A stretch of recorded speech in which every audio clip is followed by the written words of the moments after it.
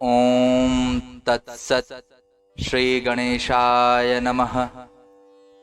Audio पुराण के सौजन्य से आप सुन रहे हैं श्रीमद् भागवत महापुराण प्रथम स्कंद तीसरा अध्याय भगवान के अवतारों का वर्णन भाग 3। जैसे बादल वायु के आश्रय रहता है और धूसरपना धूल में होता है, परंतु अल्प बुद्धि मनुष्य बादलों का आकाश में और धूसरपने का वायु में आरोप करते हैं, वैसे ही अविवेकी पुरुष सबके साक्षी आत्मा में स्थूल दृश्य रूप जगत का आरोप करते हैं।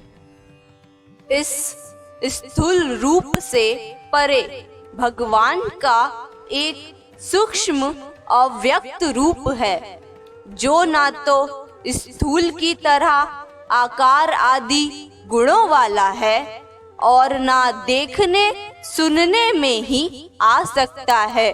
वही सूक्ष्म शरीर है। आत्मा का आरोप या प्रवेश होने से यही जीव कहलाता है और इसी का बार बार जन्म होता है।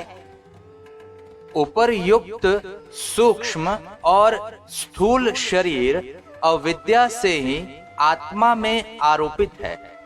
जिस अवस्था में आत्म स्वरूप के ज्ञान से यह आरोप दूर हो जाता है, उसी समय ब्रह्म का साक्षात्कार होता है।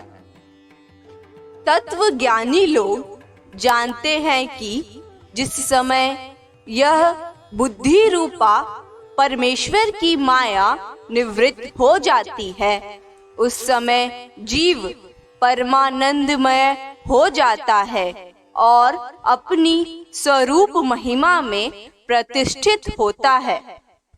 वास्तव में जिनके जन्म नहीं हैं और कर्म भी नहीं हैं, उन हृदयेश्वर भगवान के अप्राकृत जन्म और कर्मों का तत्वज्ञानी लोग इसी प्रकार वर्णन करते हैं, क्योंकि उनके जन्म और कर्म वेदों के अत्यंत गोपनीय रहस्य है।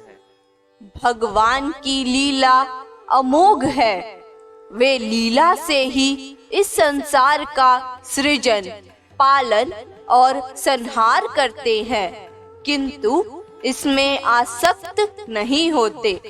प्राणियों के अंतःकरण में छिपे रहकर ज्ञानेंद्रिय और मन के नियंता का रूप में उनके विषयों को ग्रहण भी करते हैं, परंतु उनसे अलग रहते हैं। वे परम स्वतंत्र हैं। ये विषय कभी उन्हें लिप्त नहीं कर सकते।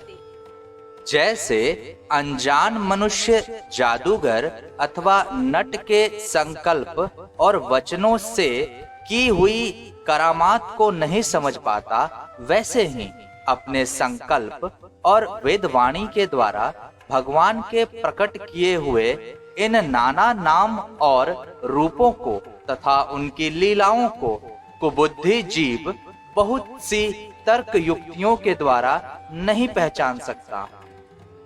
चक्रपाणी भगवान की शक्ति और पराक्रम अनंत है। उनकी कोई था नहीं पा सकता। वे सारे जगत के निर्माता होने पर भी उससे सर्वथा परे हैं। उनके स्वरूप को अथवा उनकी लीला के रहस्य को वही जान सकता है जो नित्य निरंतर निष्कपट भाव से उनके चरण कमलों की दिव्य गंध का सेवन करता है। सेवा भाव से उनके चरणों का चिंतन करता रहता है। शौनक आदि ऋषियों, आप लोग बड़े ही सौभाग्यशाली तथा धन्य हैं, जो इस जीवन में और विघ्न बाधाओं से भरे इस संसार में समस्त लोकों के स्वामी भगवान श्री कृष्ण से वह सर्वात्मक आत्मभाव, वह अनिर्वचनीय अनन्य प्रेम करते हैं, जिससे फिर इस जन्म मरण रूप संसार के भयंकर चक्र में नहीं पड़ना होता। भगवान वेद व्यास ने यह वेदों के समान भगवत चरित्र से परिपूर्ण भागवत नामक पुराण बनाया है। उन्होंने इस श्लाघनीय, कल्याणकारी और महान पुराण को लोगों के परम कल्याण के लिए अपने आत्मज्ञानी शिरोमणि पुत्रों को ग्रहण कराया। इसमें सारे वेद और इतिहासों का सार संग्रह किया गया है।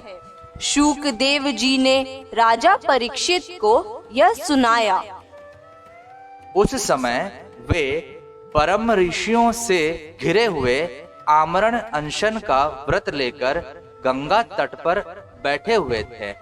भगवान श्री कृष्ण जब धर्म, ज्ञान आदि के साथ अपने परम धाम को पधार गए, तब इस कलयुग में जो लोग अज्ञान रूपी अंधकार से अंधे हो रहे हैं, उनके लिए यह पुराण रूपी सूर्य इस समय प्रकट हुआ है।